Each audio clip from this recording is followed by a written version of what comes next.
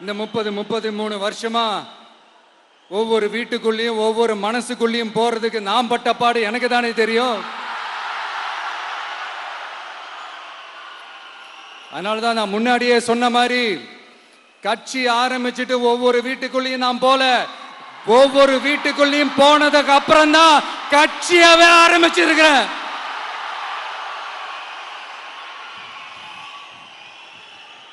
இது இந்த அரசியல் இரசியல் எல்லாத்தையும் தாண்டி இருக்கிற ஒரு உறவு. கட்சி கிட்சி எல்லாத்தையும் தாண்டி இருக்கிற ஒரு உறவு. இது ஒரு பூர்வ ஜென்ம பந்தம். இது சும்மா இந்த அரசியல் ஆதாயம் தேடுறவங்களுக்குலாம் இது என்னன்னே புரியாது. இது மற்றவங்களுக்கு வேணா எலெக்ஷன், ஆனா இந்த விஜய் கூட நிக்கிறவங்களுக்கும் இது ஒரு இமோஷன். நான் சந்தோஷப்பட்டா மக்கள் சந்தோஷப்படுறாங்க, மக்கள் சந்தோஷப்பட்டா நான் சந்தோஷப்படுறேன். எனக்கு ஒண்ணுனா மக்களுக்கும், மக்களுக்கு ஒண்ணுனா எனக்கும் கண்ணு கலங்கும். எவ்வளவு அவதூறுகள்! இந்த கரூர் விஷயத்தை பத்தி ஊருக்கே தெரியும். ஆனா போடு, விஜய் மேல பழிய போடு. என்னடா இவ்வளவு பெரிய ஒரு பழிய தூக்கி விஜய் மேல போட்டாலும் மக்கள் விஜய் கூடவே நிக்கிறாங்க. இது என்னடா அதிசயமா இருக்குது அப்படின்ட்டு அது ட்ரை பண்ணி பார்த்தாங்க. அது மக்கள் கிட்ட எடுபடல. சரி, அடுத்து வேற என்ன பண்ணலாம்? முடக்கு, ஜனநாயகனா முடக்கு.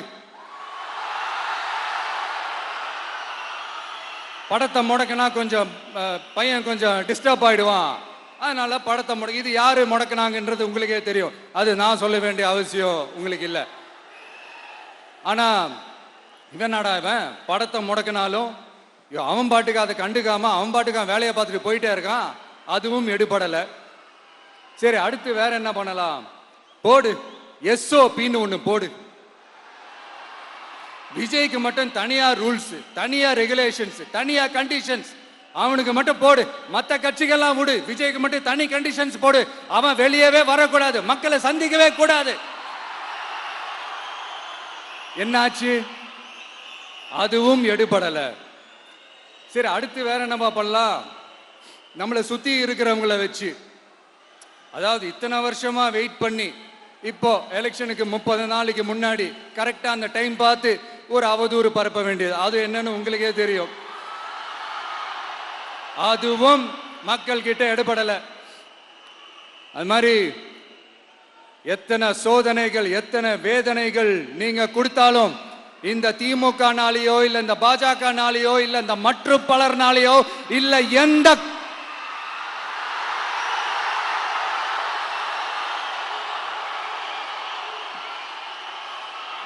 வேற யாராலையும் என்ன மக்கள் கிட்ட இருந்து பிரிக்க முடியாதுன்னு சொல்ல வந்த. அதைத்தான் சொல்ல வந்த.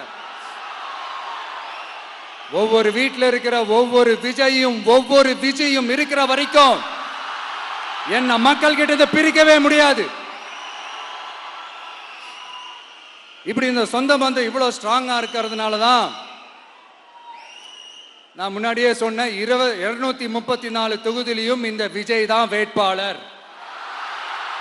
அப்படின்னு தான் அதை நான் செஞ்சிருக்கிறேன். ஏன்னா நம்மளுடைய வேட்பாளர்கள் யாரும் டாட்டாவோ பிர்லாவோ அம்பானியோ அதானியோ கிடையாது. நம்ம வீட்டில் இருக்கிறவர், நம்ம குடும்பத்தில் இருக்கிற ஒருத்தரை தான் நான் வேட்பாளராக செலக்ட் பண்ணியிருக்கிறேன். அப்படி செலக்ட் பண்ணி தான் உங்ககிட்ட நான் ஒப்படைச்சிருக்கிறேன். அதனால அந்த வேட்பாளர் வேற, இந்த விஜய் வேற அப்படின்னு நினைச்சிடாதீங்க. இந்த விஜய் தான் வேட்பாளர், அந்த வேட்பாளர் தான் விஜய்.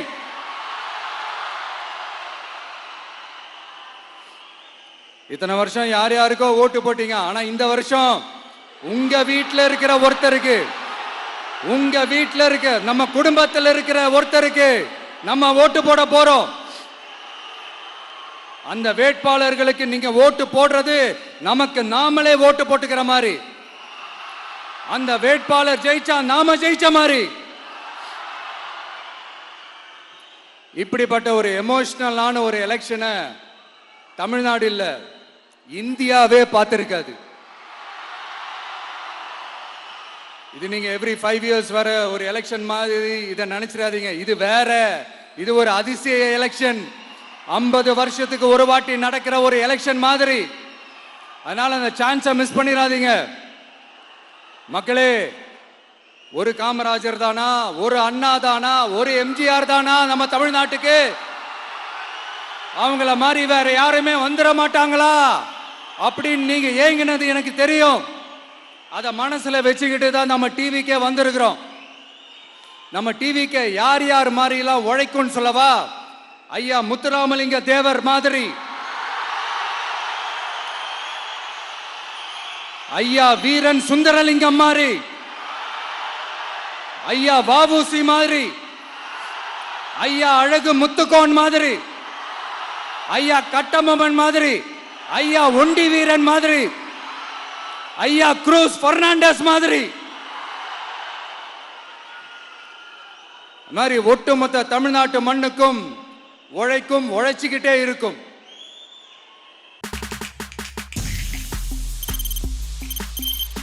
தவிர்க்க முடியாத தம்ப்நெயில்ஸ், கலக்கலான கண்டென்ட்ஸ், சினிமாவும் சீரியஸ் பிரச்சனைகளும், பல வருடங்கள் இடைவெளிக்கு பிறகு இந்த படத்துல ஒரு கலகலப்பும் கைகலப்பும்.